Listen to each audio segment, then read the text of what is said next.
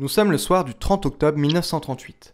Les auditeurs règlent leur radio sur la station états-unienne CBS, puis entendent Wait a minute, something's happening. Humped shape is rising out of the pit. I can make out a small beam of light against a mirror. What's that? There's a jet of flame springing from the mirror and it leaps right at the advancing men. It strikes them head on. Lord, they're turning into flames. Now the whole field's caught up by the woods, the barns, the gas tanks of the automobiles spreading everywhere. It's coming this way now, about 20 yards to my right.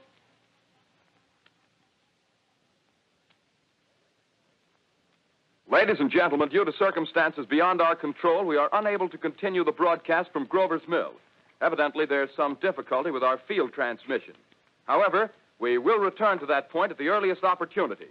In the meantime, we have a late bulletin from San Diego, California.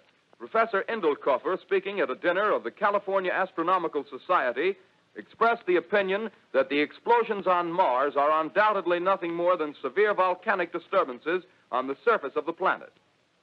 We continue now with our piano interlude. Durant près d'une heure ce soir-là, sur les ondes de CBS, on assistait, l'oreille tendue, à une invasion venue d'une autre planète. Une vague de panique s'installa aux États-Unis, des personnes se suicidèrent, tentèrent de fuir, d'autres moururent d'un infarctus causé par le choc de l'annonce. C'est en tout cas ce que raconte la légende. Le 30 octobre 1938, nous sommes la veille d'Halloween, et ce soir-là sur CBS, c'est l'adaptation radiophonique du roman La guerre des mondes de H.G. Wells que nous écoutons. Cette adaptation a cela de particulier qu'elle simule en direct à la radio l'invasion martienne. Cette adaptation est le fait de la troupe de théâtre The Mercury Theatre on the Air, fondée par Orson Welles et John Houseman, qui chaque dimanche depuis le 11 juillet 1938 propose l'adaptation radiophonique d'une œuvre littéraire. À l'occasion d'Halloween, Orson Welles souhaite réaliser une pièce mettant en scène un événement suscitant la peur.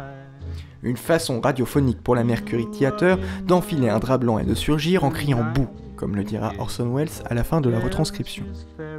Pourtant, au départ, le succès de l'émission était loin d'être assuré. Orson Welles, qui avait décidé du livre adapté, le transmit à Howard Core, chargé de scénariser l'émission avec pour instruction d'en faire un bulletin d'information. Core n'apprécia guère le roman, le trouvant, selon ses dires, terriblement ennuyant et daté. D'autant que si actuellement la science-fiction est un genre littéraire qui jouit d'un certain prestige, ce n'était pas du tout le cas en 1930 où la science-fiction était plutôt considérée comme un genre pour les enfants. Après 3 jours de travail, Core contacta Houseman et lui expliqua qu'il ne pouvait pas adapter La guerre des mondes. Houseman promit de voir avec Orson Welles s'il était possible de changer de roman. Cependant, durant les prochaines 36 heures, il fut impossible pour Houseman de joindre Welles. Houseman prit donc la décision de mentir et annonça à Core que Welles était déterminé à adapter cette œuvre. Quelques jours plus tard, Core finalise la pièce. Le lendemain, plusieurs acteurs de la troupe décident de répéter.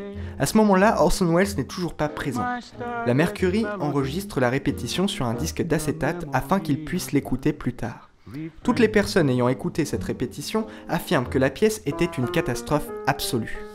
L'écriture est trop romanesque, certains passages trahissent la fiction et les bulletins d'information ne semblent pas adaptés à la réalité.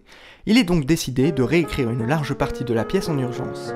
L'accent est mis sur le bulletin d'information, l'idée étant de le rendre le plus réaliste possible.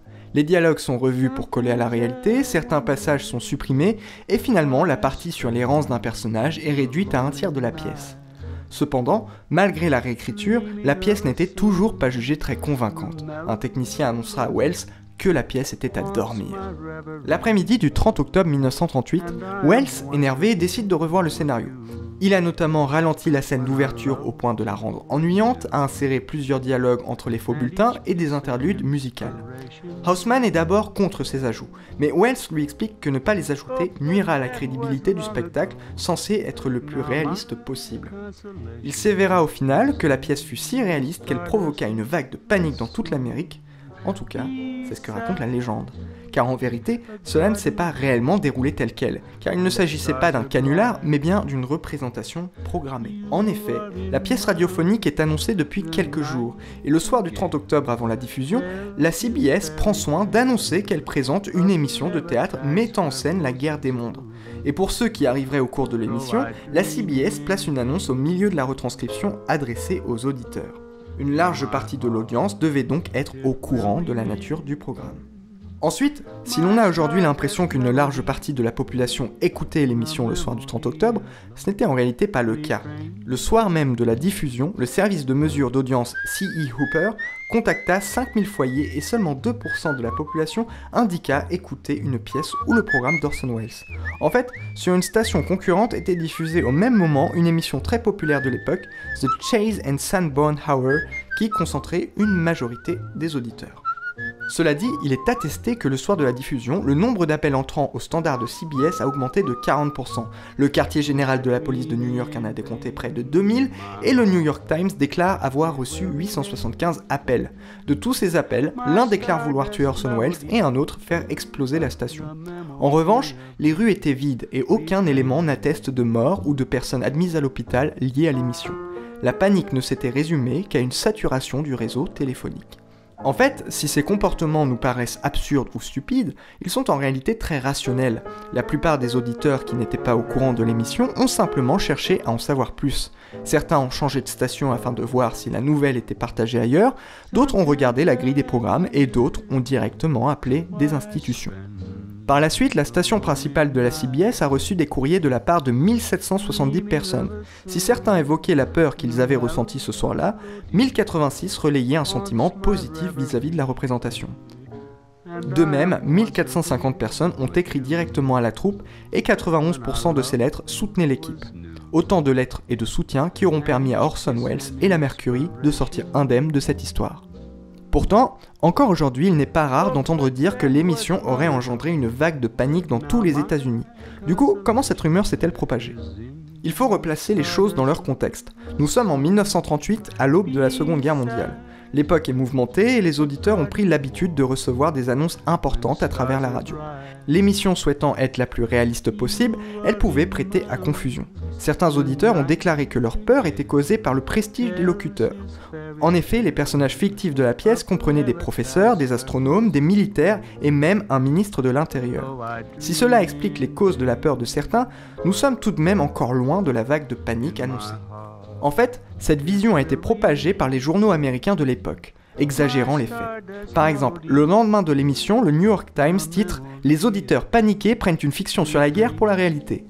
Un autre, le Boston Herald, une prétendue invasion martienne plonge le pays dans la panique, et ainsi de suite. En fait, durant environ 2 jours, de nombreux articles traiteront de ce sujet, faisant état des mêmes événements et relayant sans cesse les mêmes témoignages, ce qui pouvait donner, à l'époque, une sensation d'une panique généralisée. Par la suite, la légende n'a fait que prospérer au fur et à mesure des années, intégrant à chaque fois de nouveaux détails pour plus de sensationnalisme. Au final, peut-être que l'émission de cette veille d'Halloween aurait pu mal tourner, mais le peu d'auditeurs ainsi que les précautions prises par la CBS pour préciser qu'il s'agissait d'une pièce aura permis à cette panique de ne rester que légende. Ce n'est pas vraiment le même scénario qui a eu lieu le 12 février 1949 dans la ville de Quito, capitale de l'Équateur. À la recherche d'un sujet de divertissement, 2 salariés de Radio Quito décident de jouer en direct l'adaptation d'Orson Welles. Cependant, la radio ne préviendra personne, faisant de cette adaptation un canular à grande échelle. Cette irresponsabilité provoquera une tragédie. Au cours de l'émission, et lors de l'annonce de l'invasion martienne et de la destruction de la ville de Latacunga à la radio, les pompiers ainsi que les militaires vont réellement se mobiliser pour lutter contre l'invasion. Dans les rues, les civils tentent de fuir ou rejoignent les églises. Le canular prend une telle ampleur que les cadres de la radio décident seulement au bout de 20 minutes d'émission de rétablir la vérité sur la nature du programme. Ce qui aurait pu rester un simple canular se transforma en tragédie lorsqu'une partie de la population décida de se rendre devant les locaux de la station de radio. Les habitants se sont en effet sentis humiliés. Au moment de la diffusion du canular, l'Équateur sort de quelques années mouvementées avec les pays frontaliers. Le risque d'invasion était une idée latente au sein de la population, tout cela leur paraissait très réel. Malheureusement, la station fut caillassée, certains mirent le feu au bâtiment, et ce sont des centaines de salariés présents à ce moment dans les locaux qui se mirent à fuir depuis les toits. Les pompiers étant mobilisés ailleurs, le feu aura eu largement le temps de se propager avant leur arrivée. Au final, on recensera entre 5 et 20 morts selon les sources, et de nombreuses arrestations au sein des manifestants, mais également des cadres de la radio qui seront pour certains condamnés par la justice. Ces histoires, plus que révéler l'influence des producteurs et diffuseurs de contenu, montrent que ceux-ci ont une responsabilité énorme dans la propagation d'une information. Et surtout, à quel point une information, autant qu'une non-information, peut prendre une ampleur considérable. Ainsi, la rumeur de la panique, n'ayant pourtant pas eu lieu aux États-Unis, est encore une histoire qui se raconte aujourd'hui. Quant à la fin tragique de la radio Quito, qui sera mise hors de service durant 2 ans, elle révèle la responsabilité d'un média envers la population. Il est nécessaire d'expliciter constamment la nature du contenu. Les canulars dans les médias ont souvent des répercussions dépassant le simple cadre du divertissement et plusieurs faits passés ou présents ne cessent de nous le rappeler.